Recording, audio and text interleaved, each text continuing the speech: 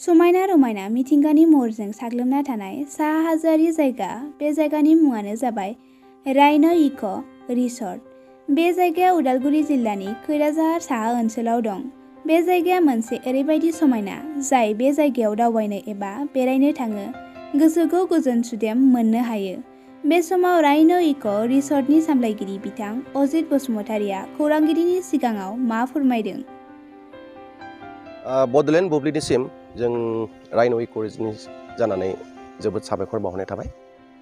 जोङो बेयाव मोनसे गोदानै मोनसे रिजर्ट बानायनाय जादों। बे रिजर्टनि मुङानो जाबाय राइन' इक' रिजर्ट आरो दासिम मास मोननैल' जादों जों खुलिनाया बे रिजर्टखौ। बे रिजर्टनि मेन जा बिगोमाया जाबाय ज्योति कुमार गयारि, लोगोसे आं अजित बसुमतारि आरो जों सानैजोंनो आरो सासे जोंनि खामानि मावग्रा इन्द्रजित बसुमतारि, जों साथामजोंनो बेखौ जों गोबां खस्थ' खालामनानै जों उइदिन 8 मान्थ्सनि गेजेराव जोङो बेखौ जों दिहुननो हादों।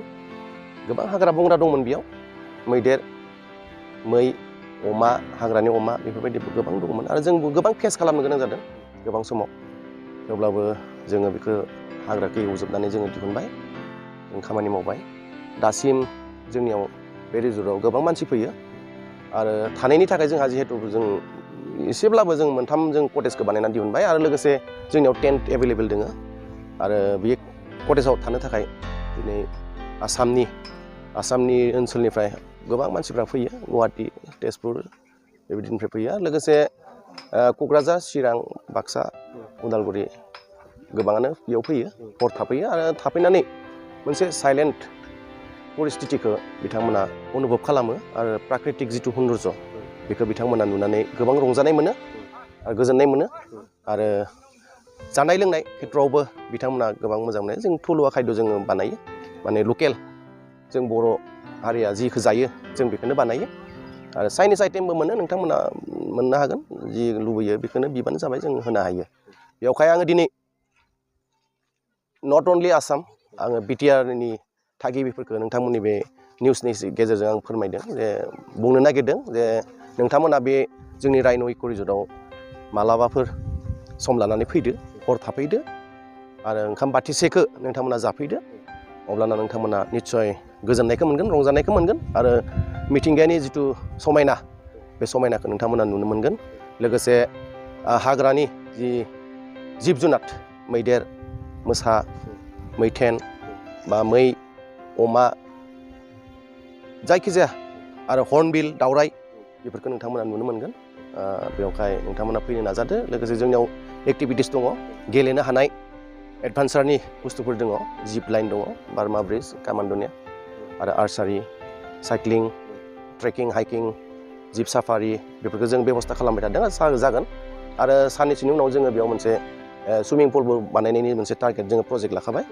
बेवहाय नोंथांमोनहा बेयाव इन्जयमेन्ट लानो हागोन, रंजानो हागोन, फैनो हागोन। बेयाव मास मोननै जाबाय जों फिस लाथ'वाखै। जेब्ला लकडाउन खुलिगोन अब्लाना जोङो हामायनो मोनसे जों फिस लागोन डिसिप्लिन मेनटेननि थाखाय, माने सासे पार हेड जों 10-20 थाखा बिदि माबा मोनसे लानायनि जों टारगेट खालामदों।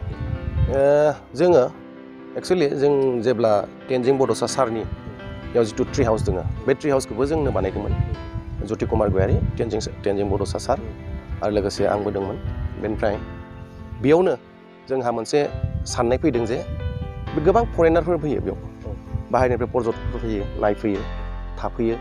बेखौ नुनानै जोङो सानबाय नै बिथिं हाखौ जिहेतु जों लाबाय नालाय, जों सानबाय मा बेयाव आरो बांसिन जुदि मोजां थानो हानायनि बेबस्था जुदि जों खालामनो हायोब्ला गोबां बेबायदिनो दावबायारिफ्रा फैनानै बेयाव रंजाफैगोन, थाफैगोन आरो बेबायदि साननायखौ लानानैनो जों जोंनो सिन्था खालामनानै जोङो बे रिजर्टखौ जों बानायनाय जादों आरो खुनु रावनिबो बेयाव हिन्स गैया, जों रावनिबो बेयाव माबा गैया। जास्ट जोङो सानदों हाग्रा बंग्रा जों जिरायनानै सानफ्लांबाय थायोमोन फैनानै, बेयाव मा खालामनाया गाहाम जागोन, माबायदि न' लुनाया गाहाम जागोन, बबेथिं मा खालामनाया गाहाम जागोन, बेफोरखौ जों सिन्था खालामै जोङो मोगथां महराव दिहुनबाय। खिन्थु दिनै जों इनायनो रंजानाय मोन्दों गावखौनो।